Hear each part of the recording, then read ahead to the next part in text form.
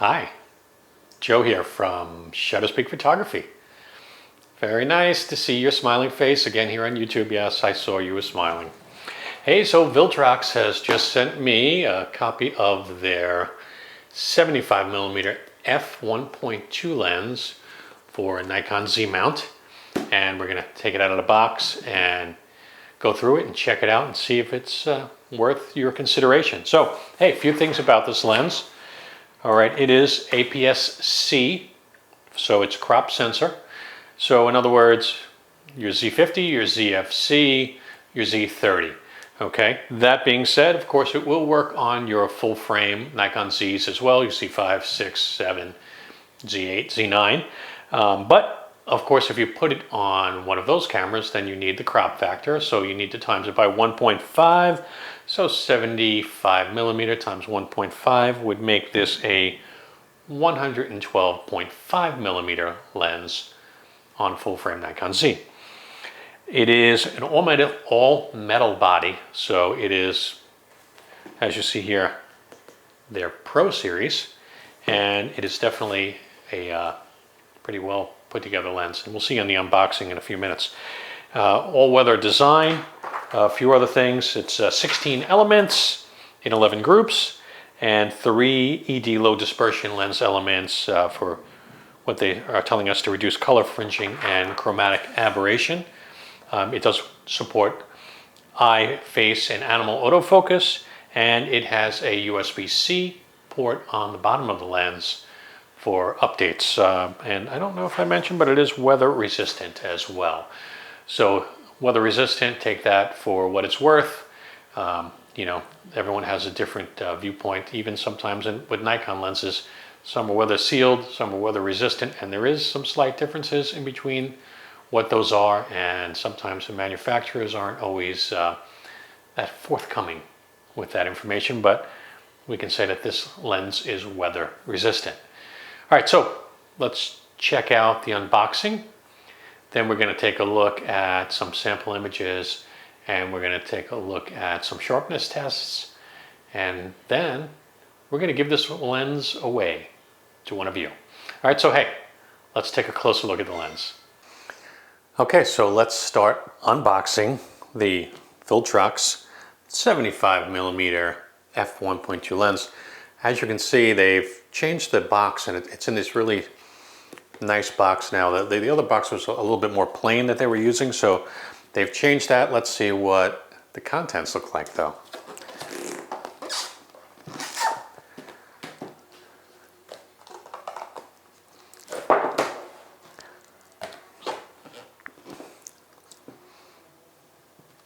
Okay, so inside the box,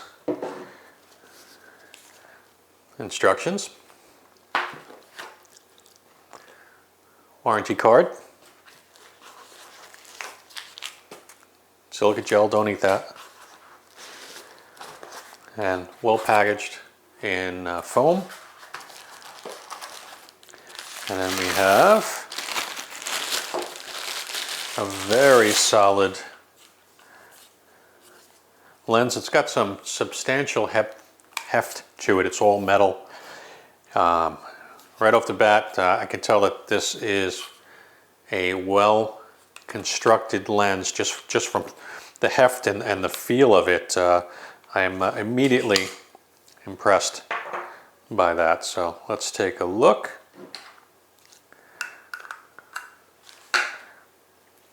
There we go.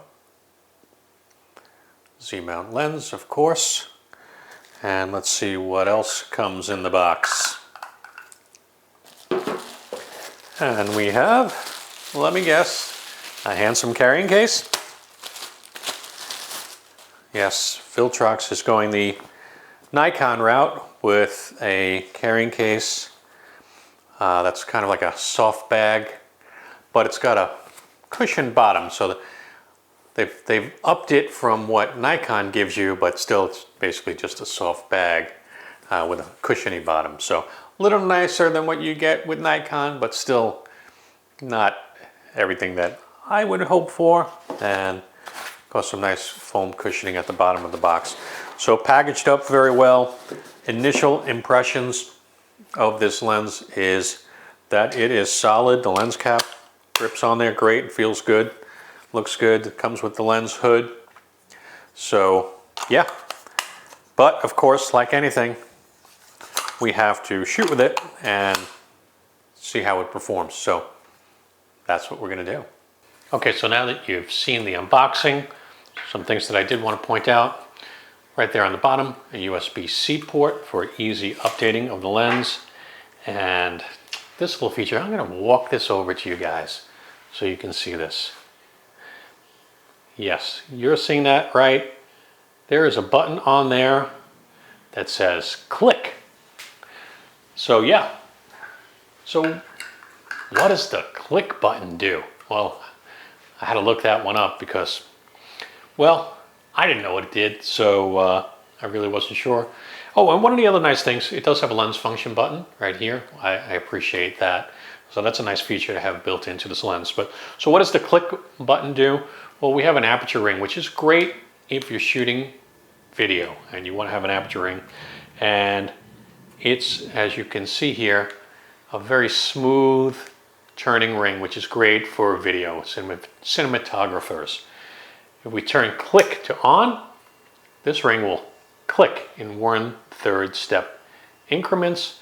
So if you are shooting photography, you're going to want to use that click setting so that you know every time you touch that ring and move it one click, you're moving 1/3 of a stop rather than rotating, which will kind of give you a little bit more of a broader brush that you're painting with your aperture, right? So that's a nice little feature. I kind of appreciate that. And there is, of course, an auto setting on there for your aperture ring as well, if you're going to just manage that from the camera.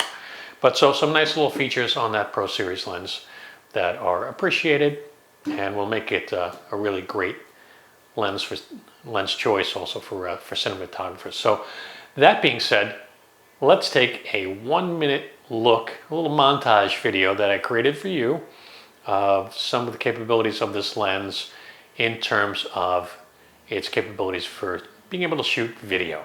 So let's take a look.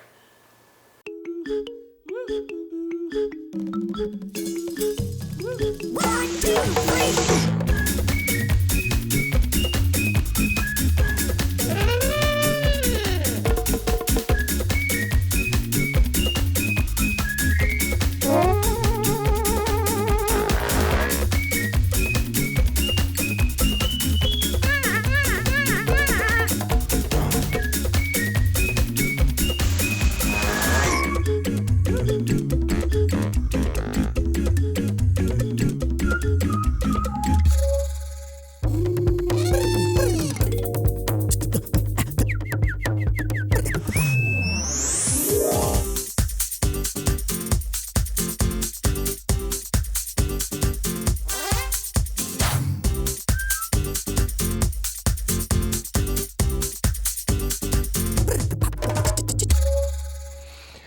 All right, so we see what the camera can do with video, and it definitely does an amazing job with video, but how about photos?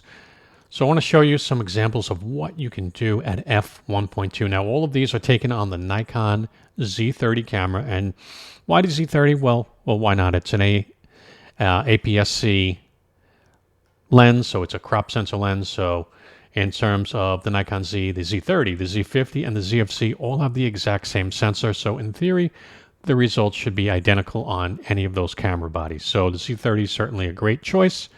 So let's take a look at what we can do with some pictures. So again, these are all f1.2, and you can see they're just really nice and crisp at f1.2, and this is at 3,200th of a second at ISO 100. And of course, they're all at 75 millimeter because it's a 75 millimeter lens. All right.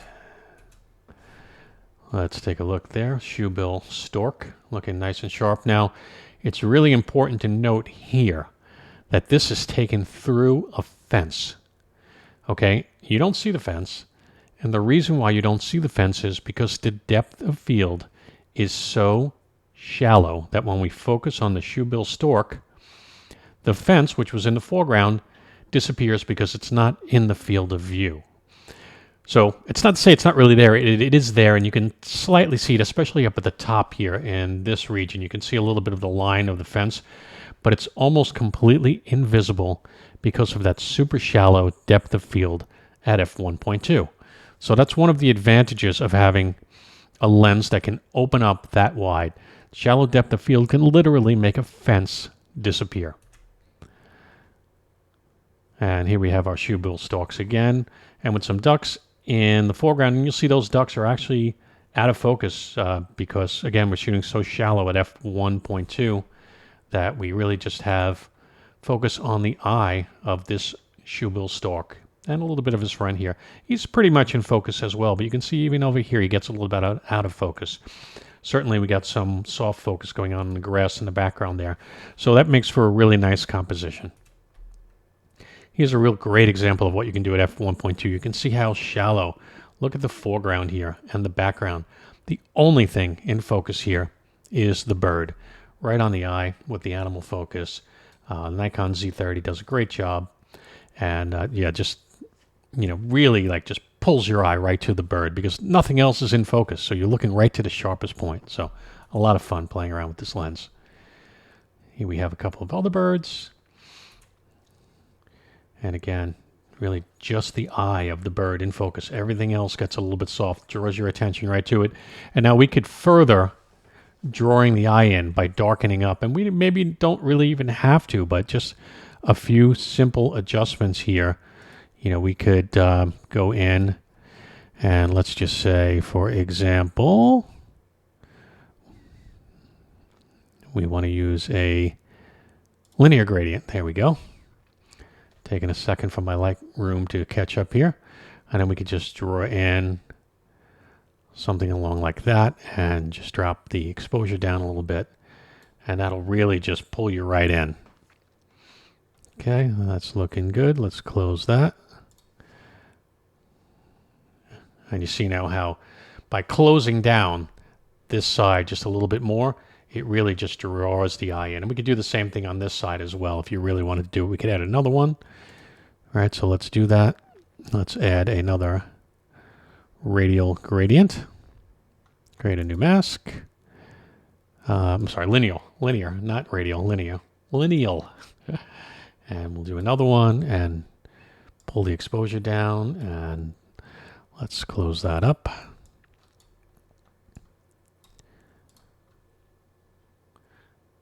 And yeah, so look at that. So real quick adjustment just to draw you right into the bird. And you see how the f1.2 really pulls it all together there. All right, so let's take a look at another one. There we go. Again, same concept. And we could do the same thing with the gradients to really draw the eye in. And again, just the bird, just the eye in focus. So it's pulling you right in. And the same there. And again, the eye of the tiger, right? You know the song. You can sing it at home if you want to. Yeah, so Eye of the Tiger in focus. And again, I would do the same thing with this. I would use the linear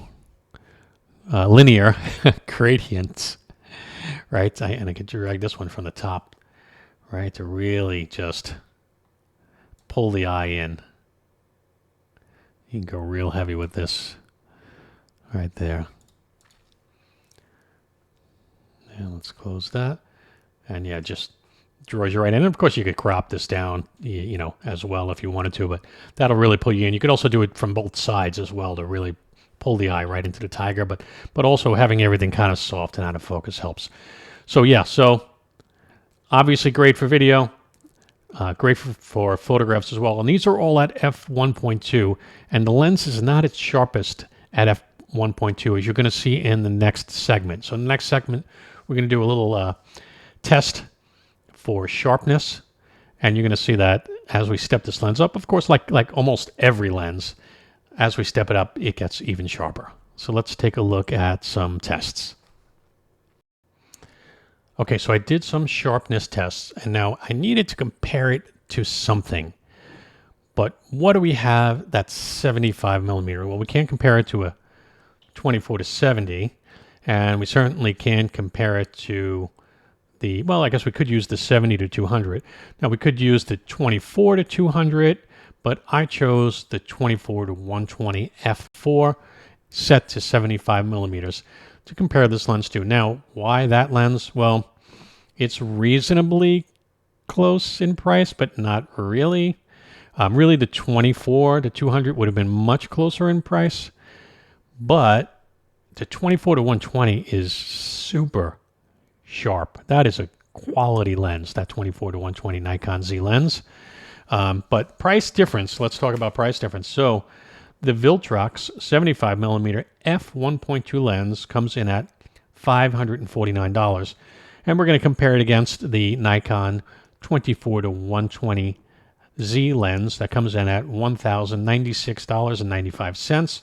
So double the price there, right? But hey, it's a good comparison because you got to compare it to something. So here is the Viltrox lens shot at f1.2, and this is a 1:1 crop, and you can see there that it is pretty darn sharp and pretty darn shallow. And honestly, the little scratches on that lens cowl, I couldn't even see those with the naked eye. They're not even visible, but the lens definitely picks them up. So we can't compare it until f4 with our 24 to 120, but I wanted to show you what it looks like. So that's 1.2. There's 1.8. So you can see how it's getting a little bit sharper there. And now we're at 2.8. And you can see it really gets super sharp at f2.8. So let's look again. That's 1.8. That's 2.8. So now, and this is, every lens does this, but at 2.8 now it's really just super sharp. And now we're at f4. So now we can start comparing. So let's start comparing it against the 24 to 120 Nikon lens. So now we have the Nikon, the 24 to 120 f4 lens at 75 millimeters. So let's look at the two back and forth. So the Viltrox and the Nikon. Definitely a slight advantage to the Nikon there, but again, double the price. But again, holding its own for sure. Let's step it up to 5.6. Here is our Viltrox at 5.6 and our Nikon at 5.6. And I think actually on this one, the Viltrox kind of edges it out a little bit at 5.6. Here is f8. Here's our Viltrox and our Nikon. And again, very similar, but maybe the edge slightly to the Viltrox. And again, f11. Here's the Viltrox and the Nikon. So slight advantage again, Viltrox, I think. And f16. And f16, almost identical. I wouldn't give either one an edge on this. Now, the Viltrox tops out at f16, whereas the Nikon will go up to f22 max, I believe. So, again, of course, advantage Nikon there. But this lens goes down to f1.2, so advantage Viltrox. But, again, it's it's hard to compare apples to apples because there is no Nikon 75 millimeter lens for me to compare this against. So there we have it. But overall, sharpness looks great. It holds its own against that 24 to 120 lens, which says a lot because that's a great lens. Okay, well, I hope you found this video helpful. And if anything in this video helped you out, please help me out by hitting like, hit subscribe, and ring that bell so you get notified of future updates through this channel. Also, let me know what you think about this lens. Is it something that you would consider? Let me know in the comments. As you know, I do tend to answer most comments, if not all, as best I can. And yes, I did mention you can win this lens. So please take a look down in the video description for a link so that you can sign up to get a chance to win this lens. I'm going to give this lens away to one of you for sure. So so get in on that, and maybe it's an opportunity for you to take this baby home.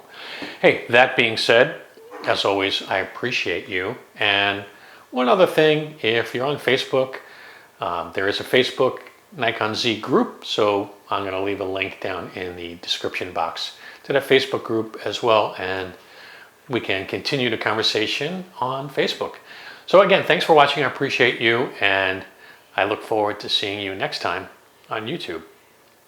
Bye-bye.